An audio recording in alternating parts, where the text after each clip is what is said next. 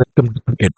Andhra Pradesh endowment officers 2025 ఎగ్జామ్కి సంబంధించి prep 2లో ఉన్న ముఖ్యమైన బిట్స్ని నేను మీకు అందిస్తున్నాను. సో ఈరోజు మూడవ రోజు డే 1, డే 2కి సంబంధించిన వీడియో లింక్స్ అన్నది కింద డిస్క్రిప్షన్ బాక్స్లో మీకు పేస్ట్ చేయడం జరిగింది. సో ఒకసారి మీరు వెళ్ళి చూసుకోవచ్చు. అండ్ మరొక విషయం ఏంటంటే పేపర్ 1, పేపర్ 2లో పేపర్ 1 కన్నా కూడా పేపర్ 2 చాలా స్కోరింగ్ సబ్జెక్ట్. అండ్ కొంత మనము ప్రతిరోజు సమయాన్ని వినియోగించాల్సిన అవసరం ఉంది. సో ఎవరైతే ఉద్యోగాలు చేస్తుంటారో పార్ట్ టైం కానీ ఫుల్ టైం కానీ వాళ్ళు జస్ట్ ప్రతిరోజు ఒక 20 నిమిషాలు మీరు ఈ వీడియోకి మీరు కేటాయించండి. ఈ 20 నిమిషాల్లో 20 బిట్స్ మీరు జస్ట్ నేర్చుకోండి.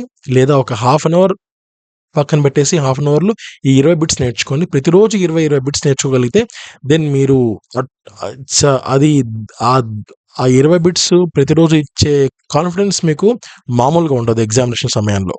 సో దయచేసి నెగ్లెక్ట్ చేయకండి. ఎవరైతే ఈ ఎగ్జామ్ గురించి ఆలోచిస్తున్నారో, ప్రిపేర్ అవ్వాలనుకుంటున్నారో, దీన్ని క్రాక్ చేయాలనుకుంటున్నారో వారందరికీ ఈ వీడియో లింక్ షేర్ చేయాల్సిందిగా మనస్ఫూర్తిగా కోరుకుంటున్నాను. అండ్ ఈరోజు మూడవ రోజు ఇంపార్టెంట్ బిట్స్లోకి వెళ్దాం. ఇందులో ఫస్ట్ ఇంపార్టెంట్ బిట్, వరాహావతారం దశావతారాలలో ఎన్నవది? ఆన్సర్ మూడవది. సో నేను ఇప్పటిదాకా 2 వీడియోస్ చేశాను. సో ఫస్ట్ దాంట్లో 1 నుంచి 20 దాకా చెప్పాను. అండ్ సెకండ్ వీడియోలో 21 to 40 చెప్పాను. సో ఈరోజు 41 to 60 మీకు ఇస్తున్నాను. సో ఫస్ట్ క్వశ్చన్ చెప్పాను కదా, వరాహావతారం దశావతారాల్లో ఎన్నవది? ఆన్సర్ మూడవది. నెక్స్ట్ క్వశ్చన్, నృసింహావతారంలో విష్ణువు ఎవరిని సంహరించాడు? ఆన్సర్ హిరణ్యకశిపుడు. మూడవది, తన సంతతి తిరిగి అమరావతిలో సుఖించేలా చూడమని విష్ణువును ప్రార్థించినది ఎవరు? ఆన్సర్ అదితి. 44వది, జరాసంధుని శరీరాన్ని 2 ముక్కలుగా చీల్చమని శ్రీకృష్ణుడు ఎవరిని సూచించాడు? ఆన్సర్ భీమునికి సూచించాడు. నెక్స్ట్ క్వశ్చన్, మహాభారతంలో పాండవుల ప్రస్తావన ఏ స్కందంలో ఉంది? ఆన్సర్ ప్రథమ స్కందంలో ఉంది. 46వది, రాక్షసులు ఎవరి సంతానం? ఆన్సర్ దితి. చాలా ముఖ్యమైన బిట్ ఇది, దితి సంతానం.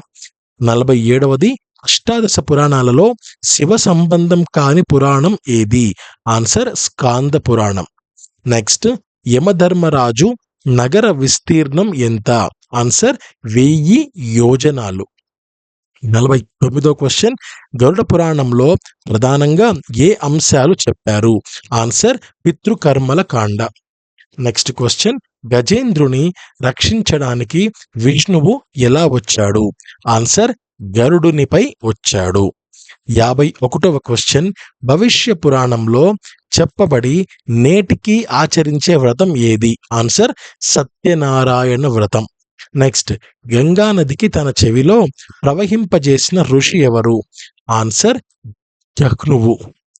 53వ క్వశ్చన్, సుమేరు పర్వతంపై నిత్యం నివసించే భగవంతులెవరు? ఆన్సర్ బ్రహ్మ. నెక్స్ట్, శ్రీకృష్ణుని బాల్య స్నేహితుడైన సుధాముని శపించింది ఎవరు? ఆన్సర్ రాధ. నెక్స్ట్ క్వశ్చన్, తన కుమారుడు చనిపోవడానికి శ్రీరాముడు కారణమని ఆరోపించింది ఎవరు? ఆన్సర్ వృద్ధుడు. నెక్స్ట్, 56వ క్వశ్చన్, నీ కాంతిని తగ్గించుకోమని సూర్యునకు సూచించింది ఎవరు? ఆన్సర్ కృష్ణ. నెక్స్ట్, మనకు నివస్థానం లేదు గదా, చెట్ల కింద జీవిస్తున్నాం, ఒక ఇల్లు నిర్మించమని ఎవరిని అడిగారు? ఆన్సర్ పార్వతి శివునితో అన్నారు. నెక్స్ట్, 58వ క్వశ్చన్, హనుమంతుని కథను నారదునికి వర్ణించినది ఎవరు? ఆన్సర్ సనత్ కుమారుడు. 59వ క్వశ్చన్, మార్కండేయ చరిత్ర ఏ పురాణంలో ఉంది? ఆన్సర్ బ్రహ్మ పురాణంలో ఉంది. నెక్స్ట్ క్వశ్చన్, సూర్య గమనానికి అడ్డు తగులుతున్న వింధ్య పర్వతం తలవంచిన ఋషి ఎవరు? ఆన్సర్ అగస్త్యుడు. సో ఇవి ఈరోజు నేను మీకు ఇస్తున్న మరొక 20 ముఖ్యమైన ప్రశ్నలు. సో పేపర్ 2ని బాగా కాన్సన్ట్రేట్ చేయండి. అండ్ మీరు మాత్రమే కాకుండా ఎవరైతే ఈ ఎండోమెంట్ గురించి మీ దగ్గర ప్రస్తావించారో అండ్ మీ ఫ్రెండ్స్ కూడా ఈ వీడియో లింక్ షేర్ చేయండి. వాళ్ళకు కూడా ఇది చాలా వరకు ఉపయోగపడుతుంది. Thank you so much. జై హింద్.